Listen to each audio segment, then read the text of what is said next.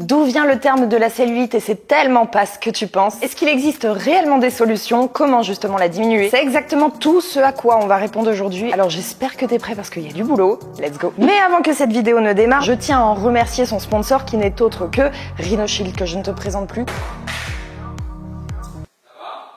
Bah, Rhinoshield. T'as vu également beaucoup passer la gourde dans ma story, la coque, et c'est justement le produit dont je vais te parler aujourd'hui puisque c'est leur grande nouveauté, et nouveauté qui plus est très intelligente. La coque AquaSafe que tu vois juste ici est en fait compatible avec un petit anneau que tu vas retrouver tout simplement derrière les coques qu'ils proposent. C'est un anneau qui est magnétique et via une installation qui est à la fois ultra rapide et ultra pratique, tu vas ainsi te faire ton petit trépied à la maison. Alors pour tes séances de sport, je trouve ça tellement bien pensé, parce que vous n'êtes pas tous forcément youtubeurs et vous n'avez pas tous envie de vous acheter des trépieds ou des Macs ou l'iPad ou même en vacances. Moi je vais la prendre en septembre quand je vais partir parce que ça me fera très facilement mon petit trépied à mettre dans la valise. Pour les modèles de gourde, vous avez l'acier inoxydable ou alors le Triton qui est en fait plus léger que l'acier inoxydable. Et c'est en fait cette petite poignée là qui est donc compatible avec votre coque et via un aimant qui va pouvoir très facilement, c'est ultra pratique. Et petite note parce qu'on m'a posé la question, moi qui utilise un ring derrière le téléphone, ça fonctionne aussi, franchement c'est trop bien pensé. Vous avez beaucoup de bases de modèles disponibles. Donc là, j'en ai pris une très simple transparente et j'en ai fait une seconde personnalisée façon bistron, bien sûr. Alors n'ayez crainte pour celles qui ont peur pour la couleur parce que franchement, moi qui me maquille, etc., j'ai jamais fait de taches dessus. Franchement, la gourde, elle est tout le temps immaculée. La marque m'a fait un petit cadeau pour vous. Vous avez un code moins 10% avec le code Caroline Raw, valable 48 heures par contre. Et bien sûr, je vous mets le lien en description, comme ça, accès direct. Je rebranche mon petit retour cam et c'est parti. Le mot serait apparu imprimé pour la première fois en 1873 dans un article du dictionnaire de médecine. Et le truc, c'est qu'avant le XXe siècle, tout le monde s'en tapait, mais alors royal. C'était vraiment un problème pour absolument personne. Je pense que tu te demandes pourquoi. Bah la chose à savoir, c'est que le mot cellulite désignait absolument pas ce qu'on appelle en fait cellulite aujourd'hui. La cellulite, au sens scientifique, désignait une infection ou une inflammation des tissus conjonctifs sous-cutanés. Si tu ne retiens pas, c'est pas grave, quoi qu'il en soit, c'est pas du tout ce qu'on voit aujourd'hui. Et le truc, c'est que ce terme existe toujours en médecine. C'est ça qui est assez hilarant. Les médecins doivent vraiment se taper le front au mur quand ils entendent comment est employé le mot cellulite à la télé ou partout. À un moment, il y a une seule personne qui a vrillé et qui lui a donné un tout autre sens. Les femmes aujourd'hui dépensent des millions et des millions dans l'industrie en fait anticellulite, les crèmes, les traitements, les soins en institut, etc. Dans l'entre-deux-guerres et notamment grâce à la première, les femmes ont eu accès à des métiers beaucoup plus vastes. Elles étaient plus libres et elles gagnaient plus. Cet argent, elles le dépensaient en parallèle dans l'industrie de la beauté, de la cosmétique qui, elle, était justement en train d'exploser. C'est alors en 1933 que le magazine Votre Beauté, Emploi ou Déforme, tu choisiras après, pour la première fois le mot cellulite au sens que toi tu le connais, qu'on connaît tous. Et plus précisément, c'était dans un article du docteur Debec qui, lui, tout seul, a décidé que ce serait finalement une mixture composée d'eau, de gras, de toxines, etc. Le coupable, c'est ce gars. Avant ce troublion, là, tout ce qui était gras était plutôt considéré comme un signe de bonne santé. Suite à cette publication, les magazines féminins se sont mis à ne parler plus que de ça. Naissance de tous les traitements bizarres, aussi inefficaces qu'invalides scientifiquement. Et d'ailleurs, ça me fait penser à l'histoire des morphotypes. Comment sont nés les morphotypes, ectomorphes, etc. Ou pareil, la même merde, c'est un gars seul, totalement incompétent sur le sujet, le mec est psy quand même, quel rapport, qui est donc allé ancrer dans la tête des gens cette idée des 3 morphotypes. Le truc, c'est que justement, le retour en arrière, il est maintenant très compliqué. Dans les années 1937-1939, Coco Chanel, elle a lancé les cols bateaux. Devine où les magazines ont réussi à trouver de la cellulite. Dans le cou. Ah oui. Les gens sont en fait, à cette époque, devenus complètement fous avec ça. C'est aussi comme ça que sont apparus les premiers régimes. Les femmes et leur pouvoir, leur contrôle étant finalement restreints à ce qui les concernait, qu'est-ce qu'elles se sont dit? Pour montrer que j'ai du pouvoir et du contrôle un petit peu sur la société, je vais contrôler mon corps. Je vais commencer à faire des régimes et je vais commencer à montrer que je peux, par exemple, mincir. On a donc à la fois la frénésie de la cellulite qui monte et en parallèle celle de la minceur qui devient synonyme de succès. Le tout induisant quoi? Que les gens qui ne le sont pas sont des ratés. Et si tu me suis, la minceur n'était donc pas un idéal de beauté, c'était pas du tout un body goal à atteindre ou un critère même esthétique. C'était un signe de pouvoir pour les femmes et de puissance, de contrôle. Parenthèse, aux États-Unis, il y a la Federal Trade Commission, Commission fédérale du commerce, qui a poursuivi en justice de nombreuses entreprises qui prétendaient faire disparaître la cellulite tout bonnement parce que c'est mensonger, parce que ça ne fonctionne pas.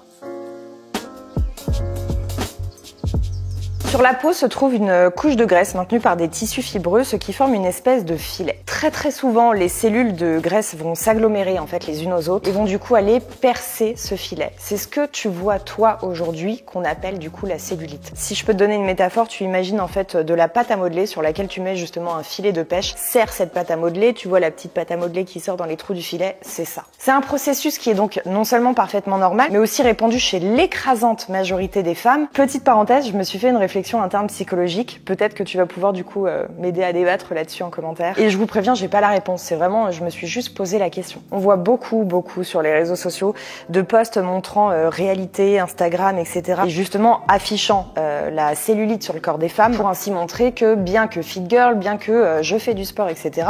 99% des femmes en ont. Et c'est normal. Le truc, c'est que maintenant, on le sait tous que c'est normal et c'est vrai, c'est normal. Mais justement, on sait déjà. Et c'est pas pour autant qu'on aime. Comment rendre ça joli, en fait? Comment inverser cette tendance? Ou tout du moins acceptable pour tous? Parce que quelque chose soit normal, c'est pas pour autant qu'on va le trouver beau et qu'on va l'accepter. On a tous un nez, on sait tous que c'est normal d'avoir un nez, c'est pas pour autant qu'on aime tous le nôtre. J'ai donc de la cellulite et on a toutes plus ou moins de la cellulite. Mais quand quelque chose est aussi désapprouvé, justement comme je le disais aux yeux de la société, moi je comprends que tu veuilles la voir diminuer, disparaître, et tu le sais, ou alors si tu me découvres aujourd'hui, je vais te le dire, je suis pas du tout dans ce discours qui prône à fond l'acceptation de soi. Moi je pars du principe que oui, les choses que tu peux pas changer, bah bien sûr, accepte-les. Mais s'il y a des choses que tu peux modifier dès l'instant où c'est de façon saine, moi j'ai jamais vu où était le problème. Mais tout du moins si c'est ton envie, si c'est quelque chose que tu souhaites réellement, non pas pour faire plaisir à quelqu'un ou autre. Je suis la première à adorer transformer physiquement mon corps, donc je ne peux que comprendre celles qui me demandent comment diminuer la cellulite en fait. Donc on fait quoi? Je mets déjà l'accent sur un gros amalgame. La cellulite n'a pas de lien avec la minceur. Tu as forcément déjà vu des photos de mannequins qui en avaient. C'est toujours une confusion qui est faite entre un corps mince et un corps sec. Ce n'est pas la même chose. Tu peux ainsi être mince, mais avoir un fort taux de masse graisseuse proportionnellement à ta quantité de muscles bien sûr. Ou tu peux être large, épaisse, trapu, bref emploie le terme que tu veux, mais en tout cas très musclé finalement et aussi très sèche. Que tu vois un petit peu plus dans les compétitions body. Moi personnellement j'ai choisi un entre-deux, c'est d'être musclé comme on dit, mais pas trop, un petit peu plus finalement un aspect de corps athlétique, tout en étant relativement sèche. Je voulais pas un body non plus trop structuré musculairement, mais c'est bien évidemment mon choix. Toi, tu fais ce que tu veux et j'adore plein d'autres types de corps sur les autres. Parlons français. Perdre du gras peut donc faire diminuer l'aspect cellulite, car oui, il n'en reste pas moins que c'est du gras. Et pour ça, je te renvoie à la vidéo que j'ai faite il y a 2 semaines. Je te mettrai bien sûr dans le petit ou alors en description. Mais il n'en reste pas moins que l'éradiquer complètement est quelque chose d'utopique, voire même d'impossible. Du coup, comme je te le disais juste avant sur le fait de s'accepter, apprends donc peut-être à te satisfaire d'une peau